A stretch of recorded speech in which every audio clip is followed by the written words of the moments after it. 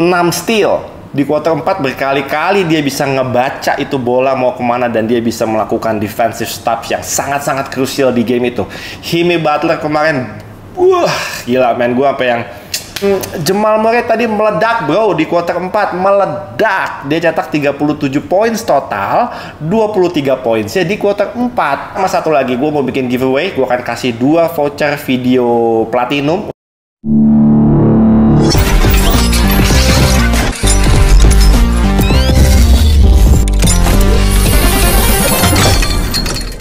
Ngobrol NBA episode 72. Sekarang hampir jam 2 siang. Kok tuh band recordingnya siang? Oke, gue sempetin recording siang-siang karena setengah jam lagi gue harus nganterin anak gue tanding turnamen 3x3 di UPH Karawaci.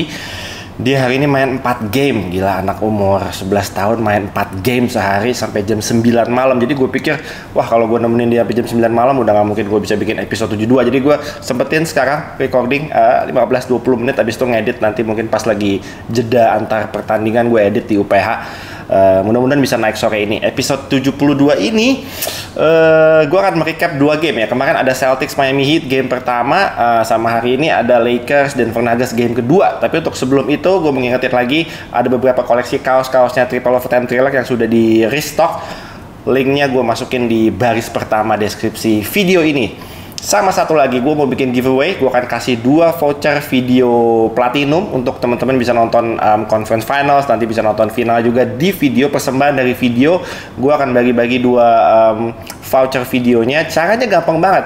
Kalau kalian fansnya Lakers, fansnya Nuggets, fansnya Celtics, fansnya Heat, cukup tulis di kolom komen di bawah kenapa tim kalian yang bakal melangkah ke final. Contohnya, misalnya kalian fansnya Denver Nuggets, nanti tinggal tulis aja di kolom komen Denver bakal ke final karena ini. Coba jelasin aja. Kalau fansnya Lakers mungkin bisa bilang Lakers bakal comeback dari ketinggalan 0-2 dan akhirnya melaju ke final karena ini. Nah, kalian tinggal ceritain aja di kolom komen. Nanti 2 komen yang gua anggap paling menarik atau nanti gua akan pilih secara random akan berkesempatan untuk memenangkan 2 voucher video platinum. Oke.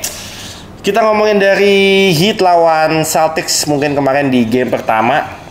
Gokil man, the Miami Heat just continue to shock the world. Gokil, luar biasa. Perjalanannya sampai dengan saat ini menurut gue sangat-sangat luar biasa. Dan di game pertama kemarin, Jimmy Butler menurut gue he had an all around gamenya luar biasa banget. Nggak cuma 35 pointsnya, nggak cuma 5 reboundsnya, nggak cuma 7 assistnya, 6 steal bro, 6 steal. Di kuarter 4 berkali-kali dia bisa ngebaca itu bola mau kemana dan dia bisa melakukan defensive stops yang sangat-sangat krusial di game itu. Jimmy Butler kemarin, gila men, gue apa yang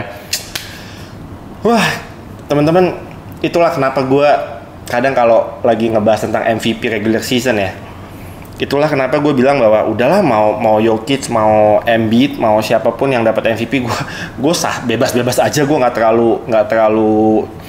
terlalu niat buat berdebat gitu ya. Udah terserah aja voters mau pilih siapa, gue terserah. Cuma kalau MVP itu dipilihnya memperhitungkan babak playoff sampai ke final ya, teman-teman udah bisa tahu lah mungkin perebutannya nanti akan seperti apa. Nih kalau Jokic, Jimmy Butler itu pasti udah ketat banget nih persaingan untuk perebutan MVP kalau cara ngevote MVP-nya itu memperhitungkan babak playoff. Karena menurut gue nih kalau Jokic, Jimmy Butler ini dua-duanya having one of the greatest playoff performances in the history. Luar biasa men. 2 pemain ini benar-benar luar biasa. Oke, back to the game. Jimmy Butler kemarin di game pertama menurut gua nggak sendirian yang bikin Miami Heat menang. Karena ada 5 dari 6 pemain Miami Heat yang mainnya di atas 15 menit itu nyetak minimal 15 poin. Ya, cuma Kevin Love satu-satunya. Dia main 16 menit kalau nggak salah, itu cuma cetak 8 poin. Itu cuma satu yang di bawah 15 poin. Cuma Kevin Love doang. Tapi dari 8 poin Kevin Love, dia 3 poinnya 2 dari 3. Pemain selain Kevin Love yang mainnya di atas 15 menit itu nyetak minimal 15 poin. Caleb Martin, Kyle Lowry, Bam Adebayo itu nyetak 15 poin. Siapa lagi? Gabe Vincent, Max Strus nyetak 15 poin minimal. Bam nyetak 20, Jimmy Butler nyetak 35 poin. Jadi bantuan itu datang kemarin buat Jimmy Butler, semuanya step up. Gue lihat semua 3 poinnya wangi, mungkin kecuali Bam Adebayo ya, semua kecuali Bam Adebayo itu nembak 3 poinnya minimal masukin 2 kali 3 point. Jimmy Butler, Max Strus, Gabe Vincent, Caleb Martin, Kevin Love, Kyle Lowry, itu semua nyetak minimal, masukin minimal 2 tembakan 3 angka. Dan Ken Robinson nggak masukin 1 pun sih, nggak apa-apa lah, dia cuma main 6 menit kalau nggak salah kemarin. Oke, tapi Miami Heat juga sempat ketinggalan 13 poin. Gue nonton kemarin sampai halftime itu gue pikir kan, wah Celtics mainnya bagus banget nih, rapi banget nih mainnya, offense-nya bagus, defense-nya bagus. Tapi nggak selang berapa lama di quarter 3 itu keunggulan Celtics 10 poin keunggulan Celtics itu bisa dikejar dalam waktu kurang dari 2 menit mungkin, udah tiba-tiba skornya udah sama. Dan di situ gue mulai serius nontonnya, walaupun gue lagi banyak kegiatan, tapi gue nonton di layar handphone tuh serius banget. Gue bener-bener ngeliat gimana caranya Miami Heat di quarter ketiga Miami Heat itu nyetak 46 poin di quarter 3. Itu benar-benar jadi kunci kemenangannya Miami Heat. Kemarin banyak yang nanya, bro, kenapa Celtics bisa kalah? Ya lu lihat aja itu skornya di quarter 3 berapa, Miami Heat nyetak berapa poin? 46 poin. Celtics itu main 4 quarter. Quarter 1 menang, quarter 2 menang, quarter 4 menang. Menang 3 quarter dari 4 quarter. Itu Celtics menang semua. Di quarter 3-nya dibantai abis. Jadi kunci kemenangan Miami Heat kemarin di quarter 3 salah satunya itu gokil. Dan di quarter 4 Celtics itu turnovernya terlalu banyak. Turnovernya banyak banget. Itu kalau nggak salah ya, dari ada 6 possession atau 5 possessionnya Celtics di terakhir itu 4-nya turnover. Itu possession yang sangat-sangat penting. Dari 5 itu 4-nya turnover. Di steal lah, error sendiri lah, dan lain-lain. Menurut gua itu sangat-sangat berpengaruh sama kekalahan Celtics kemarin di game pertama. Celtics di first half menurut gua sangat-sangat efisien mainnya. Offense-nya bagus, defense-nya juga rapi banget. Tapi di quarter 3 tadi gua udah bahas, mereka nggak bisa nge-stop Miami Heat. Miami Heat nyetak 46 poin, dan di quarter keempat turnoversnya terlalu banyak, terutama di possession penting. Jason Tatum, that loss, that was on you, man. That was on you. The biggest responsibility menurut gue kemarin di game pertama harus dibebankan ke Jason Tatum, karena beberapa kali dia turnovers di quarter 4 yang akhirnya merusak semua ritme dan offense dan defense-nya Celtics secara keseluruhan. Dan again, Joe Mazzulla menurut gue kemarin kalah taktik sama Erik Spoelstra. Nanti kita lihat lah di game kedua, masih panjang kok series ini, masih baru main 1 game. Gue mau kasih satu catatan buat Miami Heat kemarin. Mereka nyetak skor akhirnya 123 poin.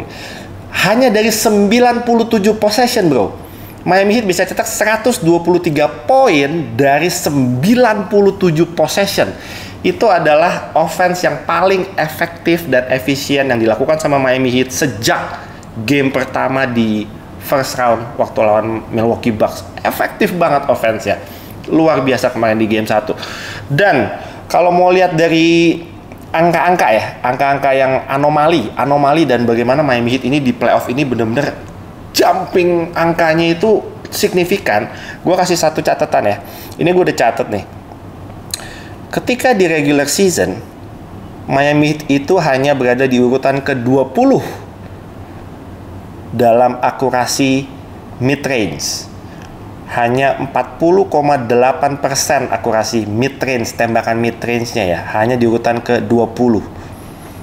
Di playoff, sejauh ini mid-range-nya akurasinya 67% kemarin di game pertama. 67%. Dari 40% naik ke 67%. Itu ada kenaikan sebesar 27% kemarin di game pertama ya. Angka yang kedua, akurasi tembakan 3 angka. Di regular season Miami Heat itu ada di urutan ke-27, bro. 27 itu tim keempat terjelek di NBA. Hanya 34,4% akurasi 3 poinnya. Dan di game pertama kemarin akurasinya 52%. 52%. 16 dari 31 kemarin di game pertama. Jadi itu ada kenaikan sekitar 18% Jadi mid range-nya akurasinya naik 27%, 3 point-nya naik 18%. Ya mau bagaimana? Emang lagi bener-bener bagus banget mainnya Miami Heat kemarin. Jadi wajar kalau kemarin Miami Heat menang. Ya luar biasa lah, di quarter 3 mereka cuma dapat 25 possession, tapi mereka bisa mencetak 46 poin. 46 poin dari 25 possession. In total mereka cetak 123 poin hanya dari 97 possession. Itu berapa? Segila efektifnya, efektif banget lah udah Miami Heat kemarin. PR-nya banyak sekali buat Celtics ya. Mudah-mudahan di game kedua dan seterusnya akan ada perubahan, terutama Jason Tatum yang diharapkan untuk benar-benar bisa having that killer mentality dan killer instinct, terutama di kuarter keempat. Jangan ragu, decision makingnya harus lebih baik lagi. Ya nanti kita lihat lah. Game pertama juga kalau nggak salah di tahun lalu Conference Finals ketika Celtics ketemu sama Miami Heat, kalau nggak salah ya, kalau nggak salah game satunya Celtics juga kalah deh. Kalau nggak salah Celtics juga kalah. Tapi akhirnya mereka menang 4-3 ya, 7 game. Oke. Itu aja mungkin dari review dan beberapa notes dari game pertama Celtics dan Miami Heat kemarin.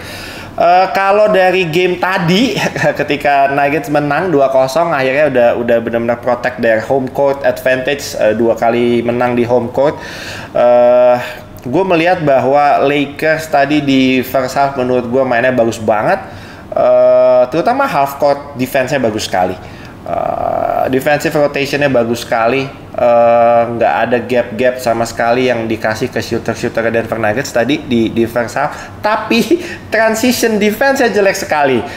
Berkali-kali Denver nge-score, melakukan fast break, transition, umpan jauh, lambung jauh, itu udah nggak ada yang balik defense pemain-pemain Lakers. Jadi itu kedodorannya di transition defense ya. Kalau half court defense-nya menurut gue bagus sekali. Dan Jamal Murray tadi meledak bro di quarter 4, meledak. Dia cetak 37 points total, 23 pointsnya di quarter 4. Gue tadi hanya nonton sampai dengan jamnya war tiketnya Coldplay. Jadi jam 10 kurang 5 itu gue udah nggak matiin TV karena itu nyedot data dan itu takutnya nanti koneksi saya war tiket juga nggak dapet. Ya akhirnya nggak dapet juga sih, kesel gue. Kemarin BCA nggak dapet, hari ini buat publik juga nggak dapet. Aduh, gue lebih peduli sama asli gue tadi lebih peduli sama Coldplay. I'm a big fan of Coldplay. Jadi gue setelah tadi Jamal Murray meledak, Denver udah ketinggalan dan ngejar dan akhirnya malah ngejauh, sempat beda 6, 8 apa 10 gitu.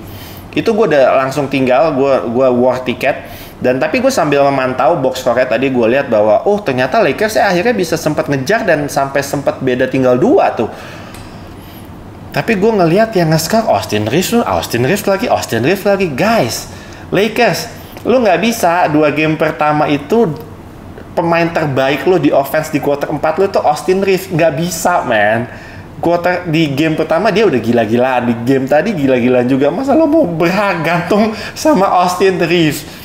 Ini nggak bisa lah. AD kemarin di game pertama nyetak 40 poin. Di game tadi hanya 18 poin. LeBron James statistiknya bagus. LeBron James bagus, 22 poin, 9 rebound, 10 assist kalau nggak salah, hampir triple double. Tapi 3 poinnya 0 dari 6. Berapa kali dia membuang-buang possession dan membunuh momentumnya, kill the momentum buat Lakers dengan nembak 3 point terus.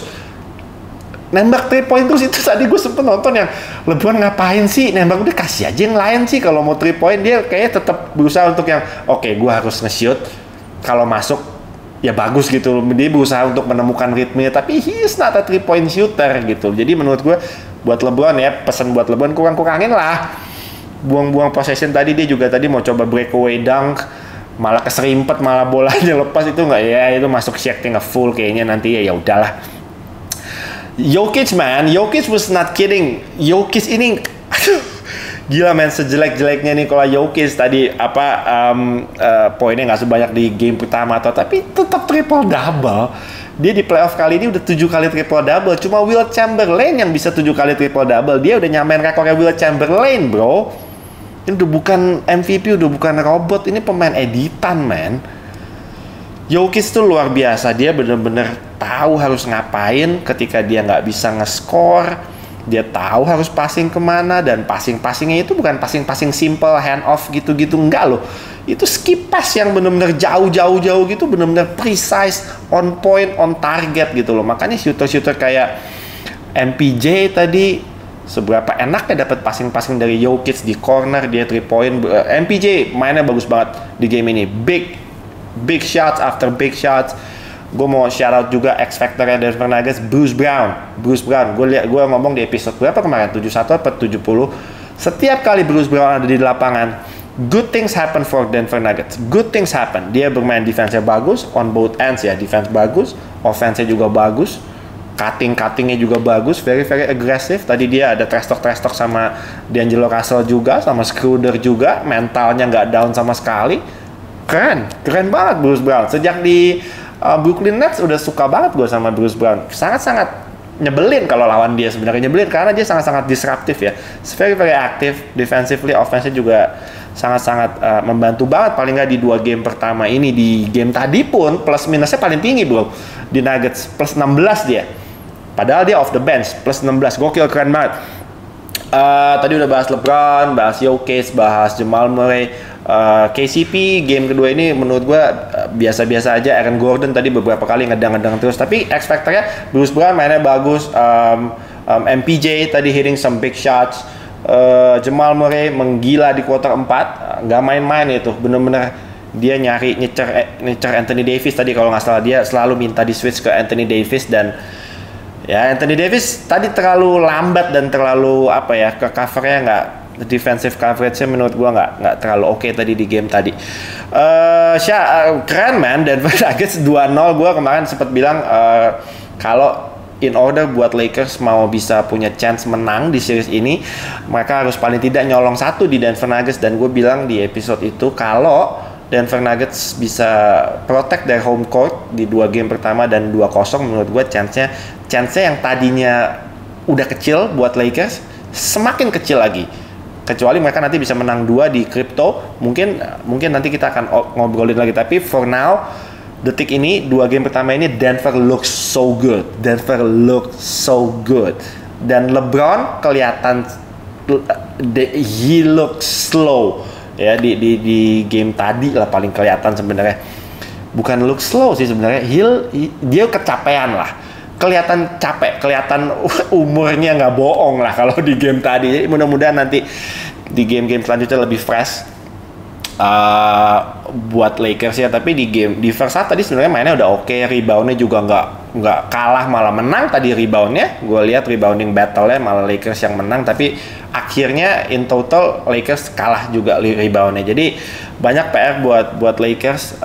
Denver juga gue rasa harus tetap konsisten mainnya kayak di 2 game ini untuk nanti main di game ketiga dan game keempat. Jangan sampai kendor karena mereka benar-benar lagi bagus banget mainnya. Seneng banget nontonin Denver tuh. Jokic tuh mau post up, mau mid range, mau 3 point, bener-bener dia tahu harus ngapain gitu. Jadi very decisive mainnya tuh, decisionnya tuh bener-bener on point banget. Setiap possession nggak buang-buang possession sama sekali. Oke. Good luck buat Lakers Nation, good luck buat Denver Nuggets. Wah, udah nggak sabar kayaknya nih masuk final nih. Sabar dulu ya fans dadakannya Denver Nuggets juga di Instagram. Gue lagi banyak banget. Asli tiba-tiba belain Denvernya banyak banget gitu. Padahal awal-awal kemarin pas di series sebelumnya kalau gue ngebahas tentang Denver mah yang balas paling cuma 5, 6, nggak sampai 10 orang gitu yang let's go Nuggets, ayo come on Nuggets, come on Jokic, bla bla bla. Sekarang banyak banget gitu. Ada fansnya Denver yang benerannya ada, cuma fans dadakannya juga tambah banyak gitu yang belain Denver. Oke, gue coba buat Denver Nuggets 2 game ini keren banget mainnya. Kemarin Jokic gokil, hari ini Jamal Murray, malaikat Jamalnya gokil hari ini. Oke, segitu aja ya episode 72. Saya udah harus jalan ke UPH. Mudah-mudahan nanti bisa sempetin ngedit di sana. Jangan lupa ada giveaway tadi di awal video udah gue jelasin caranya. Simpel aja. Terus nonton NBA di video dan juga di platform-platform yang lain, NBA League Pass. Besok gue akan siaran game kedua antara Celtics dan Miami Heat. Gue akan siaran besok jam berapa besok? 7.30 sama Mutia. Nanti akan ditayangkan di Champions TV dan juga di video juga ada Oke? I'll see you guys on the next episode. I'm out.